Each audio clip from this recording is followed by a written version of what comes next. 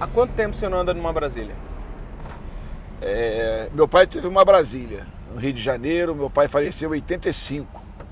Então, isso daí deve ter sido ali por volta de 75, 76. E depois eu lembro que em 76 ele comprou um Passat. Então, ele teve uma Brasília, depois teve uma variante. Isso foi por aí, 74, 75. Então, isso dá quanto? 40 e poucos anos, 43 anos. E sua relação com Brasília, a cidade? Com a cidade eu estou há menos tempo. Estou há 27 anos, vim para cá em 91. Mudei para cá em 91. Tinha me separado lá no Rio de Janeiro, do meu primeiro casamento, que eu tive 2 filhos, o João e o Paulo.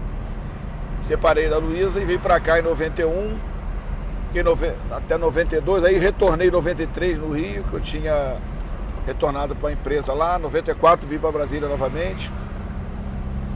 Depois, entre 2002 e 2003, eu cheguei a voltar ao Rio e retornei em 2004 para Brasília. Então, tirando essas 2 interrupções, uma vez um ano, depois 2 anos que eu voltei para o Rio, 27 anos em Brasília. Mas você se sente brasiliense, candango, apaixonado o suficiente para governar um lugar? Porque normalmente quando a gente quer cuidar de um lugar, é um lugar no qual a gente tem raiz, é um lugar onde a gente tem paixão. Eu diria, né, falando com toda franqueza, que eu tenho dois lugares, né? Um é o lugar da minha nascença, né, que é o Rio de Janeiro. E a minha experiência profissional mais vigorosa, né, tá aqui em Brasília, né? Eu fiz a graduação lá, mas vim fazer o mestrado e o doutorado em Brasília. As minhas melhores experiências profissionais se deram no serviço público aqui, no Ministério da Integração Nacional, que foi muito importante durante o governo Lula. Na primeira experiência da Codeplan, do governo Cristóvão Arletti. Então, eu tenho esses dois, né? O coração está dividido entre o Rio de Janeiro, né? Meus irmãos estão lá, meus 2 filhos, né? minha raiz, e Brasília, né? Que está minha filha. Minha esposa virou brasiliense também, ela é paraguaia e adora Brasília. Então, eu tenho 2 terras que eu amo, Rio de Janeiro e Brasília. Já falando de proposta, esse programa acontece dentro de um carro. A gente está aqui passando pela Asa Sul, asfalto até que é tranquilo, trânsito até que é tranquilo. Uhum. A gente está num horário e num dia no qual o trânsito é tranquilo. No entanto, a questão de mobilidade aqui no DF está cada vez mais assustadora. Tanto pela conservação das vias, tanto pela falta de vias, engarrafamento, quantidade de carro absurda, falta de metrô, falta de transporte público de qualidade. E aí? O problema do trânsito, do tráfego urbano, é um problema nacional, né?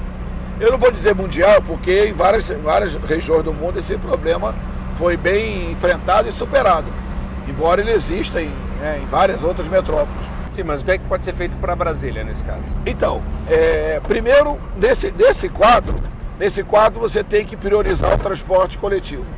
Né? É um entendimento do nosso programa, isso está claro.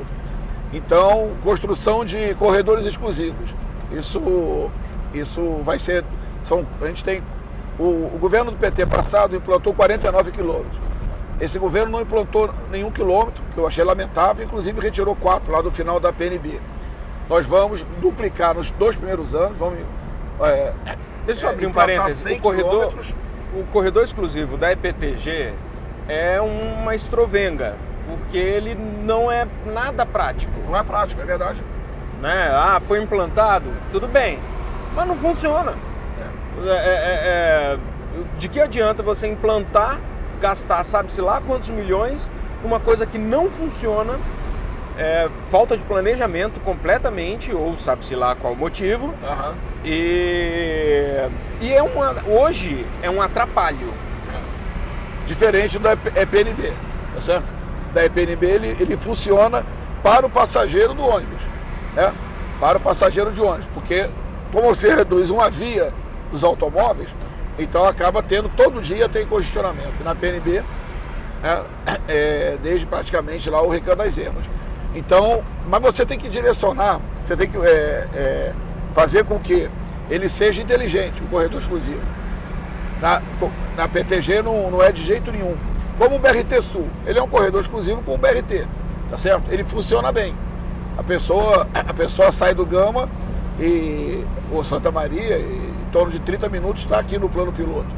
Então isso é isso que tem que se buscar. Em outras situações, a pessoa levava no transporte de ônibus, levava 1h15, 1h30, até mais, numa situação absolutamente desconfortável. Muitas pessoas viajam no ônibus em pé. Então você tem que dar essa comodidade e celeridade no deslocamento, casa, trabalho, casa, para quem tem menos recursos, que não tem automóvel para se locomover, até porque você no ônibus transporta muito mais pessoas do que no automóvel. Então, essa prioridade a gente vai ter fazendo essas correções naquilo que não tem funcionado bem. Nessa mesma linha, a gente quer implantar, já tem um projeto, no governo passado já tinha um projeto do BRT para o norte e BRT para Ceilândia, norte pegando Sobradinho e Planaltina. A gente vai trabalhar, evidentemente que depende de recursos do governo federal, mas é muito mais barato do que implantar o metrô. Metrô é muito caro. Metrô, talvez excepcionalmente, nesse momento de onde o governo federal também tem poucos recursos, dada a crise fiscal, metrô é um caso de completar estações, eventualmente implantar alguma coisa aqui para a Asa Norte, mas eu não acredito que seja a prioridade. Talvez no meu governo isso não aconteça esses 4 anos. Tem uma questão que tem virado assunto constante nessa campanha com todos os candidatos, que é a questão da GFIES e dos terrenos irregulares. Isso. Em Brasília, até hoje, a gente tem cidades inteiras que são irregulares. O caso clássico que eu sempre cito, de Vicente Pires, que está construído em cima de uma reserva e aí? Famílias moram lá. É chegar e derrubar? É regularizar todo mundo? Qual é a solução? A solução é o seguinte: Brasília, por incrível que pareça, 58 anos, uma cidade planejada, talvez seja uma das cidades onde o uso e ocupação do solo tenha sido feito de forma mais irregular no Brasil. É uma coisa impressionante. Eu cheguei aqui em 91, já existe essa situação, claro que se agravou muito de lá para cá, e é uma coisa que a gente não consegue entender como uma coisa degringolou dessa forma. Claro que o poder público tem uma responsabilidade enorme não ter coibido a ação dos grileiros, todos sabem, aqui em Brasília tinha grileiro operando dentro da Câmara Legislativa, essas coisas todas. Mas existe uma situação dada. A situação dada como você falou, Vicente Pires tem 70 mil pessoas morando naquela região. Mesmo caso de Águas Claras, que tem está regularizado, mas você tem uma situação de Águas Claras, dezenas de nascentes foram destruídas por conta de um projeto absolutamente equivocado, que foi, no fundo, foi para viabilizar, tentar viabilizar de alguma forma o próprio metrô. Então, a situação dada não permite que você vá destruir as casas, porque seria uma comoção social, em todos os sentidos. Então tem que se buscar a regularização. Mas aí eu acho que quem ocupou aquelas regiões, quem comprou de grileiro comprou de forma irregular um terreno e participou de um parcelamento irregular, eles têm que reembolsar o Estado, que em última instância o Estado é proprietário daquela área. Nesse sentido, o que o governo tem feito, o atual governo tem feito agora, eu acho que tem sido a estratégia correta. Não está incorreto isso. Não sei se o valor, tem muita gente que diz que o valor estabelecido para essa compensação ao Estado, tem gente que questiona, diz que essa compensação está sendo feita a menor. Evidentemente que os moradores reclamam que está pagando muito caro. Aí é uma questão que tem que ter uma avaliação precisa. Mas que tem que ser reembolsado o Estado, não tenho dúvida nenhuma. Não faz sentido nenhum derrubar as casas. É inevitável falar sobre a situação do seu partido. Perfeito. O senhor está com uma camisa escrito Lula livre. Talvez seja o partido com maior rejeição hoje em dia. O governo anterior ao atual foi um governo do PT, acredito que governos com maiores rejeições da história do DF. O partido metido em inúmeros casos de corrupção, presos. O grande líder do partido está preso. Como é que funciona isso com essa visão? Isso não sou eu que estou dizendo, tá? Pesquisas, notícias, com essa visão da população em relação ao partido. Não, tranquilo. Como ter segurança de que não vai continuar? Tranquilo. Isso aí a gente tira de letra. Primeiro, num plano nacional. O PT tem grande rejeição? Tá, o antipetismo é grande. Mas o PT é disparado o partido de preferência da população brasileira. Você tem mais ou menos aí 50% da população quer saber de partido. Dos 50% que querem saber do partido, 30% prefere o PT. Isso, na verdade, não acaba sendo... Desculpa, eu vou concluir. Para ajudar o senhor a concluir. Esse dado não acaba sendo um dado negativo que mostra que a grande maioria das pessoas não querem saber de partido? A grande maioria sim, mas isso é normal, no mundo inteiro. Mas você tem de metade que tem assim, qual partido que você prefere? Metade diz nenhum. E 30% diz PT, 29%. No segundo lugar tem MDB e PSDB com 4%. Então o PT é disparado o partido da preferência do eleitorado brasileiro, daqueles que preferem o partido. Em relação à corrupção, o PT é o partido, proporcionalmente, que tem menos pessoas envolvidas em atos de corrupção nesses processos. Da Lava Jato tem o PP, tem PSDB, tem MDB, tem outros PSD, tem vários partidos aí que proporcionalmente às suas bancadas tem muito mais gente envolvido na Lava Jato, ou nos processos de corrupção. Em relação ao Lula, existe uma grande injustiça contra o Lula. O Lula está preso sem prova e sem crime. Essa história do apartamento do Guarujá é uma grande invenção que fizeram, uma grande farsa. Esse apartamento nunca foi dele. Agora, para mim, é muito claro, se criou essa situação para alijar o Lula da eleição. O Lula ele ganharia a eleição, estava claro isso. As pesquisas davam ele 37, 39, em termos de voto válido, de 46% a 48%. Ele estava muito perto de ganhar a eleição em primeiro turno. No plano local, você tem razão, o governo anterior foi mal avaliado. Tanto foi mal avaliado que não reelegeu. Mas tem um detalhe, Aqui em Brasília, só um governador foi reeleito até agora, que foi o Roriz, em 2002.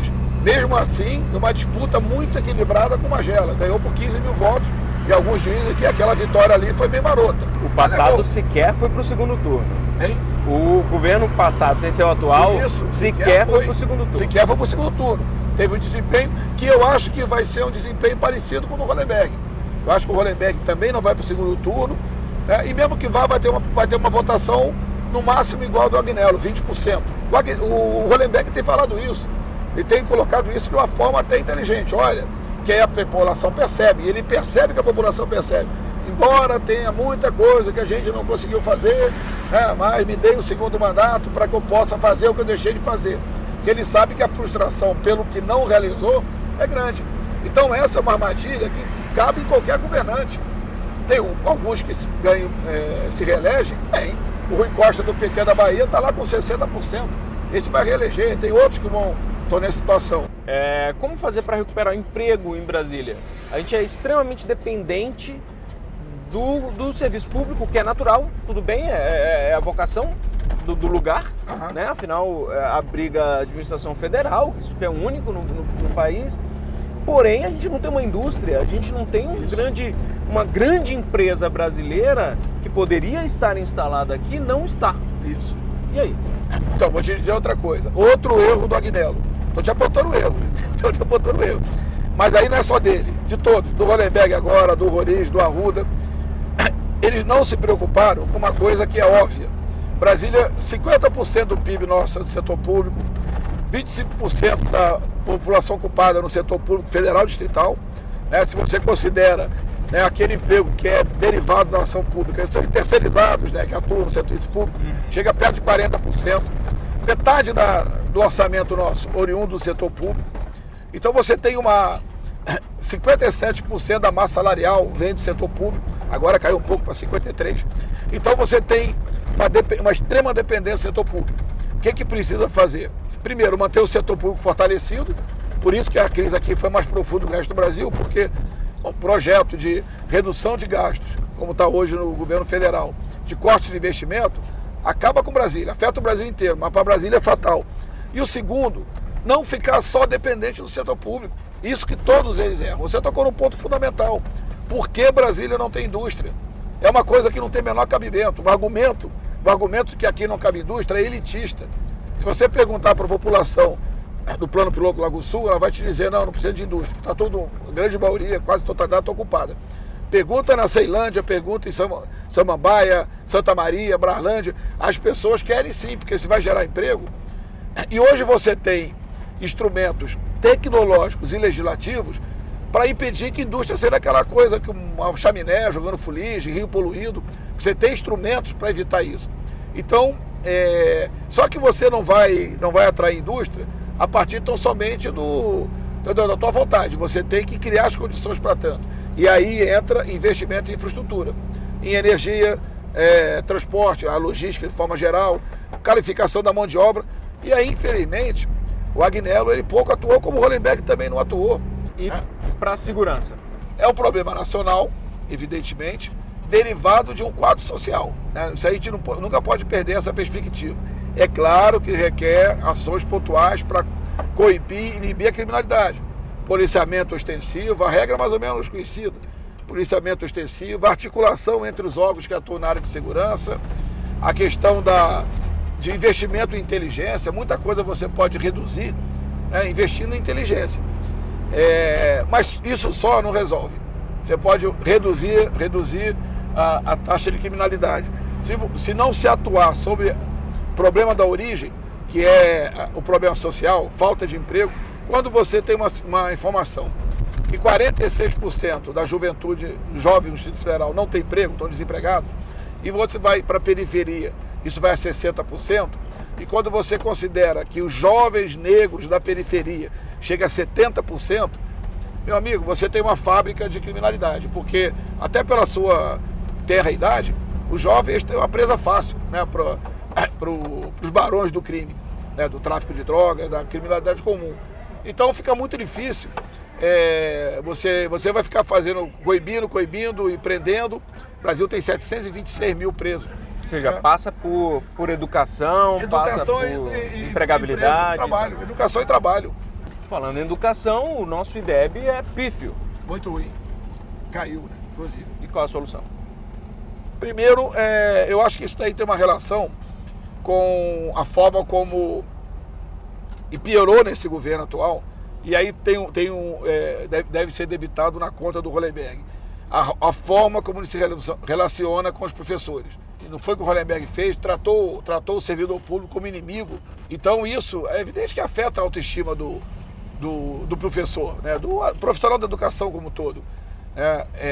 Não que ele vá, em função disso, retaliar, como se estivesse retaliando o governo, não é isso. Mas claro que a autoestima afetada, isso incide naquilo que está passando para o aluno. Isso também conta as condições, né? Tem aí 80%, 90%, segundo o relatório lá do TCDF, das escolas precisando de algum tipo de restauração, a banda larga que não funciona.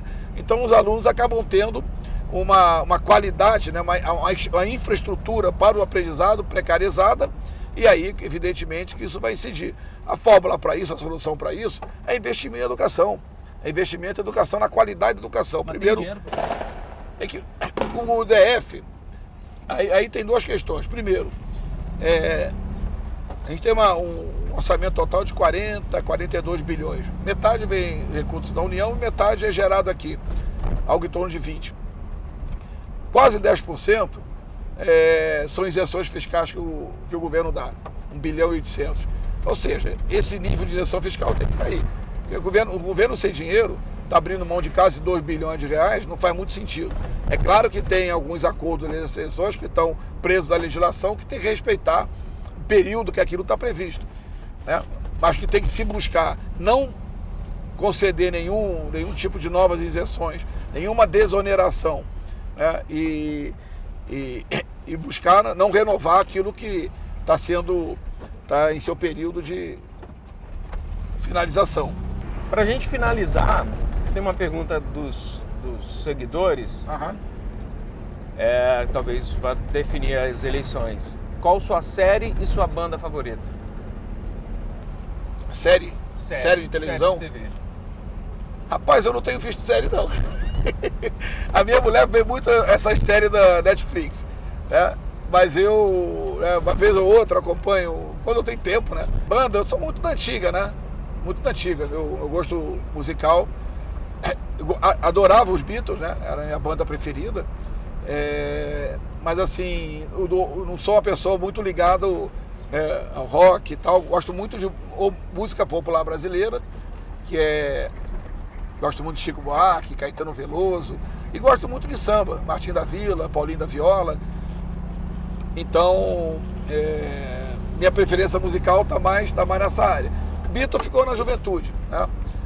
Posteriormente, MPB e samba. Não tem uma banda assim que eu tenho maior apreço. Agora sim. Eu ia fazer uma piada assim. Você é vascaíno? Sou. Não, então se ficar em segundo lugar na eleição já está acostumado.